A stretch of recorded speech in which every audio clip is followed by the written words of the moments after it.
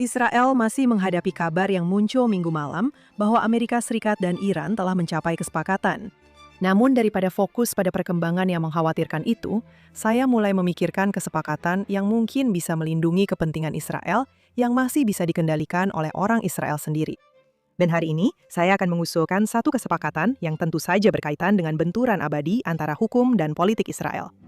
Saya Elan Diamant, Director Eksekutif Israel Law and Liberty Forum. Dan inilah hukum dasar. Sekarang, salah satu dari banyak cerita yang hilang dalam kabut perang adalah kebuntuan yang terus berlanjut mengenai hakim antara Menteri Kehakiman dan Mahkamah Agung, di mana baik dia maupun anggota pengadilan duduk di Komite Seleksi Yudisial.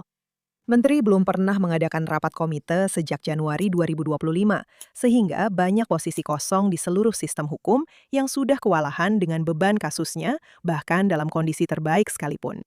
Dalam sistem yang memiliki kurang dari 900 hakim secara nasional, lebih dari 80 posisi bisa diisi tahun ini. Tumpukan kasus yang masih menunggu penyelesaian mencapai ratusan ribu setiap tahunnya.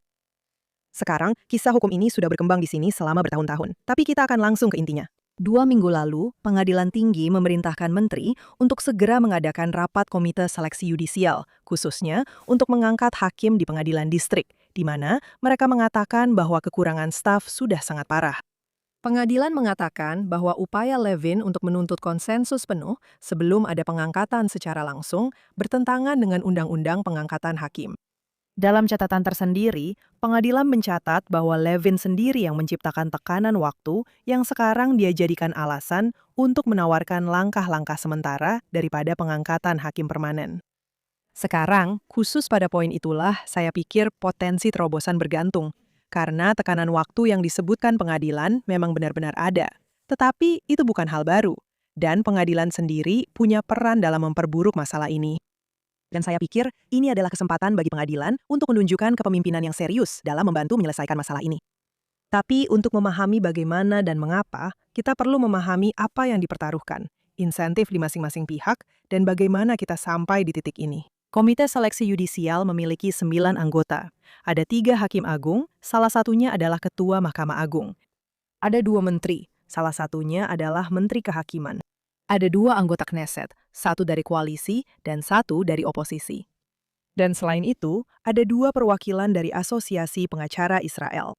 Jadi, yang biasanya terjadi di bawah pemerintahan sayap kanan adalah 3 kursi koalisi berhadapan dengan blok 6 kursi. Ada 3 hakim, 2 perwakilan Asosiasi Pengacara, dan anggota parlemen oposisi. Komite ini dirancang untuk memastikan bahwa para profesional hukum dipilih terutama oleh profesional hukum juga, baik karena keahlian mereka maupun agar para hakim tidak terikat pada kepentingan politik. Yang terjadi saat ini adalah bahwa pengangkatan seorang hakim Mahkamah Agung memerlukan suara mayoritas super, yaitu 7 dari 9 anggota komite. Jadi, Levin tidak bisa memasukkan siapapun ke dalam pengadilan tanpa setidaknya dukungan dari 4 anggota blok oposisi. Dan karena mayoritas sederhana, yaitu 5 suara, sudah cukup untuk pengadilan tingkat bawah, dia tahu dia juga akan kalah dalam penunjukan tersebut. Sekarang, para hakim di pengadilan distrik adalah di antara kandidat yang paling mungkin menjadi penerus di Mahkamah Agung. Jadi, penunjukan mereka juga sangat penting.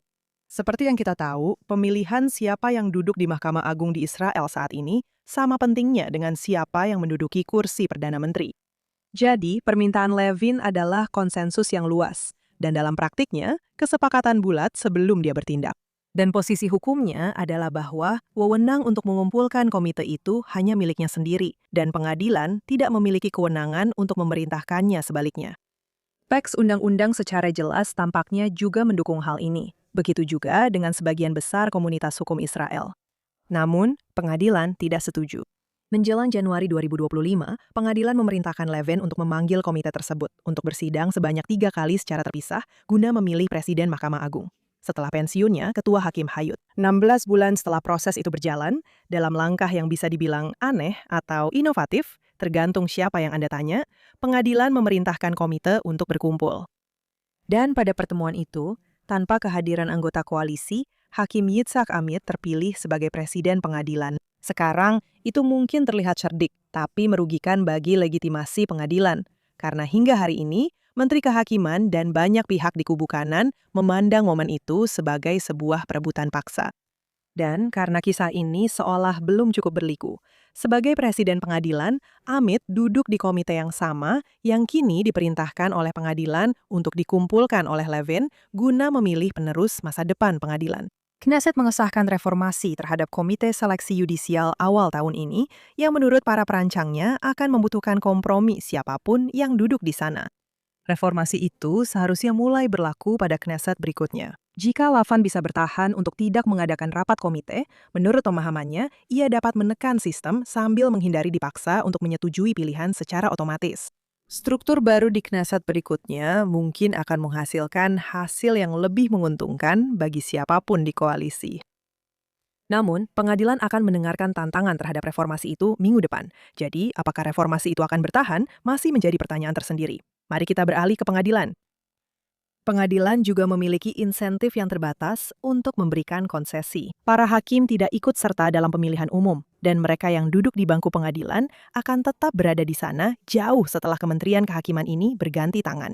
Dan ingat, para hakim yang sama ini akan segera memutuskan apakah komite tersebut bisa direformasi sama sekali. Jadi mereka punya waktu, dan entah itu dibenarkan atau tidak, pada akhirnya mereka yang memegang kekuasaan. Pengadilan tahu bahwa anggotanya sendiri tidak bisa diganti dalam situasi saat ini, karena mereka juga tidak memiliki 7 dari 9 suara. Jadi meskipun pengadilan ini juga dibanjiri ribuan kasus yang masih menunggu, bersamaan dengan 10 atau 11 ribu proses yang ditanganinya setiap tahun, mereka lebih fokus untuk membuat komite berkumpul bagi para hakim yang hanya membutuhkan mayoritas 5 suara. Sekarang, sulit bagi orang luar untuk memahami betapa terhambatnya sistem hukum Israel. Dan jika itu terdengar seperti klaim teknis, sebenarnya tidak seharusnya begitu. Kita sedang membicarakan orang-orang yang dibiarkan dalam ketidakpastian berkepanjangan mengenai bisnis mereka, properti mereka, dan banding atas vonis pidana. Kita menggunakan bahasa yang terdengar netral untuk membicarakan keputusan-keputusan yang sangat-sangat memengaruhi kehidupan warga negara. Jadi, hal ini penting bagi warga Israel, bahwa pada tahun 2024 misalnya, di sebuah negara dengan hanya 10 juta penduduk, lembaga peradilan masih memiliki sekitar 475.000 kasus yang masih tertunda. Lembaga peradilan menutup lebih dari 930.000 kasus pada tahun itu dan membuka 911.000 kasus lainnya. Ini adalah perkiraan kasar. Sebagian besar kasus ini masuk ke apa yang kita sebut sebagai pengadilan magistrat, yaitu tingkat pengadilan terendah. 8-9%, artinya masing-masing 8-9% masuk ke pengadilan distrik dan pengadilan perburuhan. Dan Mahkamah Agung berada di puncaknya, menangani kurang dari 1% dari seluruh kasus dalam sistem. Tetapi, ribuan kasus masih menunggu di setiap tingkat. Pada tahun 2024, banding perdata di Mahkamah Agung memakan waktu rata-rata 23 bulan, banding pidana memakan waktu 11 bulan.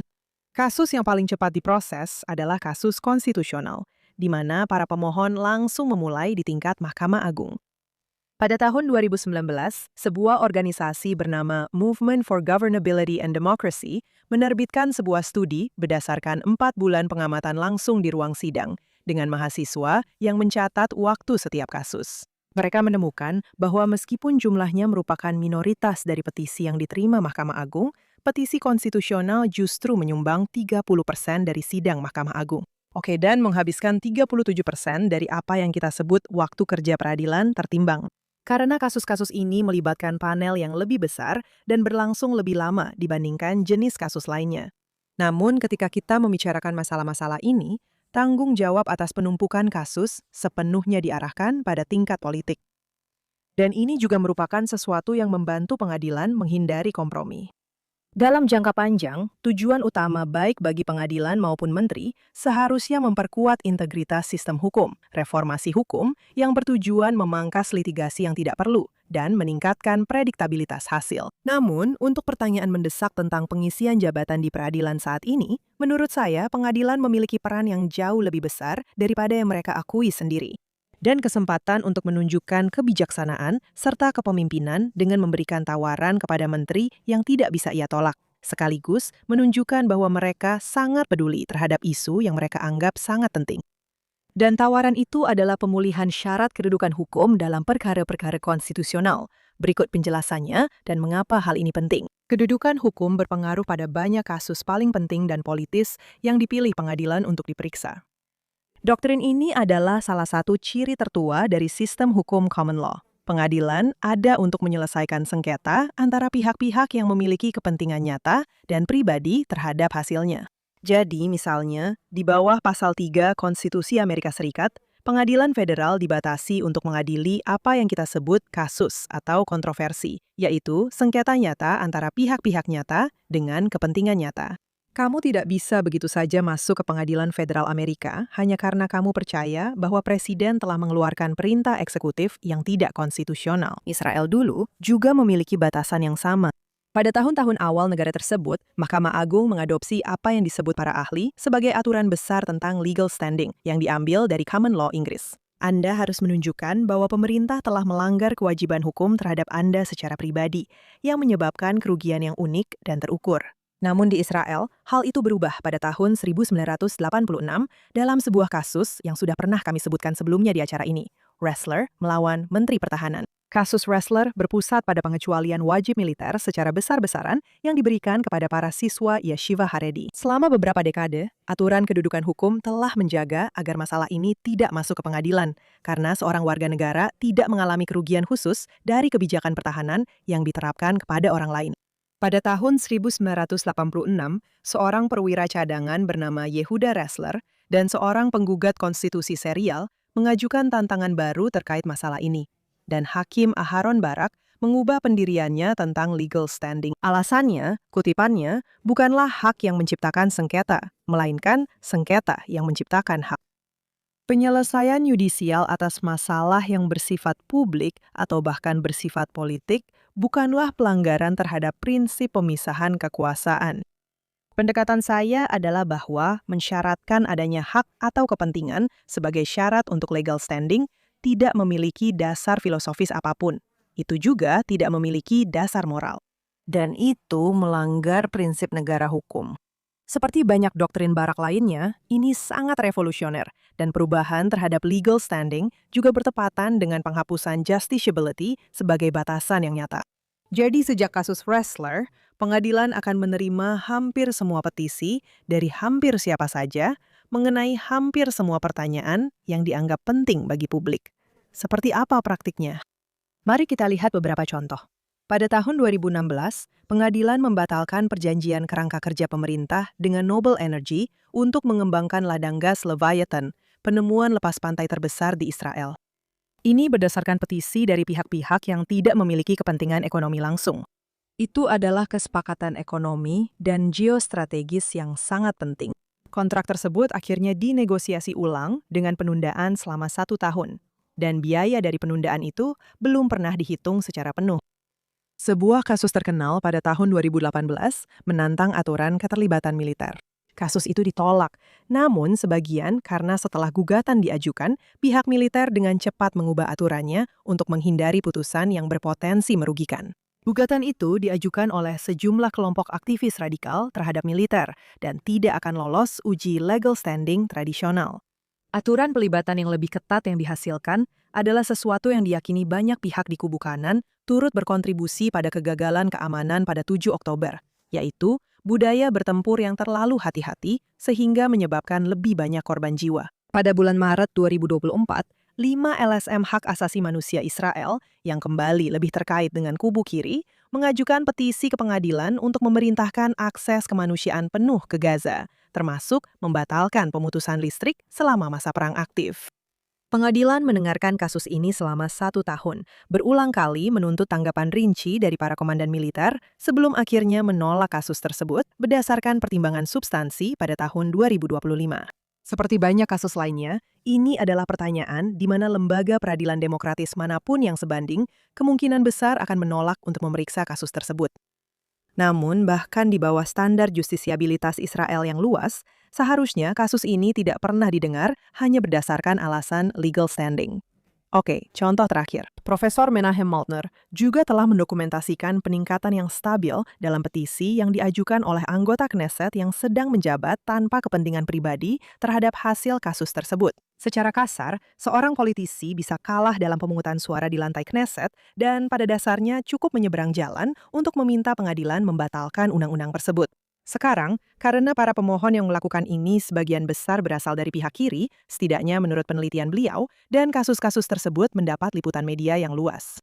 Mountner, yang sendiri adalah seorang tokoh kiri yang sangat dihormati, menyimpulkan bahwa publik mulai mengidentifikasi Mahkamah Agung sebagai, kutip, pelengkap dari partai politik kiri Meretz. Jadi, isu legal standing ini sangat penting. Ini adalah salah satu tuas yang dimiliki pengadilan, bahkan terhadap pertanyaan-pertanyaan yang paling politis sekalipun. Ini adalah penyimpangan serius dari cara pengadilan di negara demokrasi lain beroperasi, dan hal ini berhubungan langsung dengan penumpukan perkara, mengingat betapa tidak seimbangnya waktu yang dihabiskan pengadilan untuk pertanyaan-pertanyaan konstitusional, sementara banding lainnya terus menumpuk.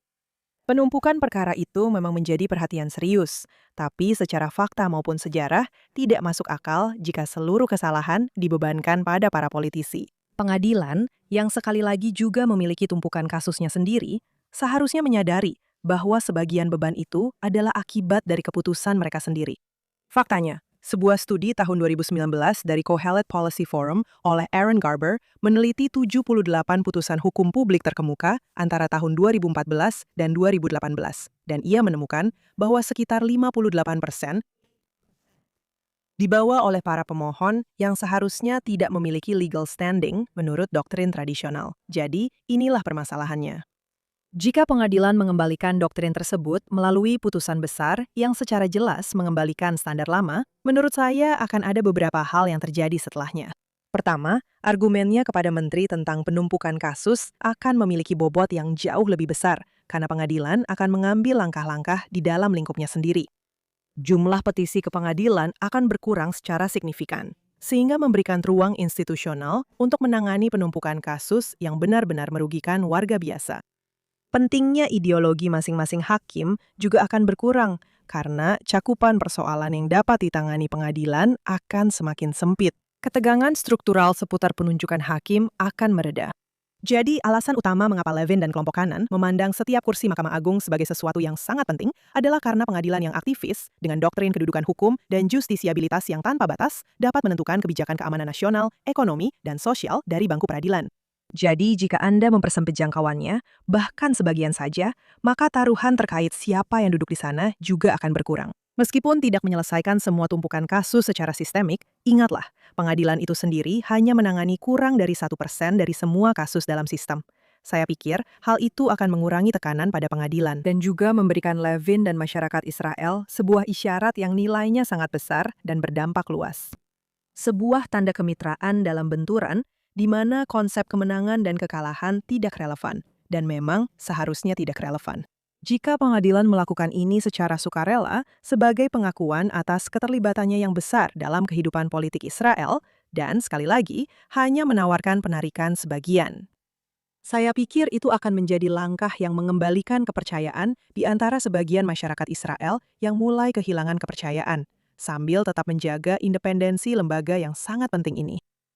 Sekarang, memang benar bahwa pengadilan memperoleh banyak legitimasi yang lebih luas dengan bertindak ketika politik gagal atau menolak untuk bertindak. Dan wajib militer Haredi adalah contoh yang paling jelas dan paling menyakitkan saat ini.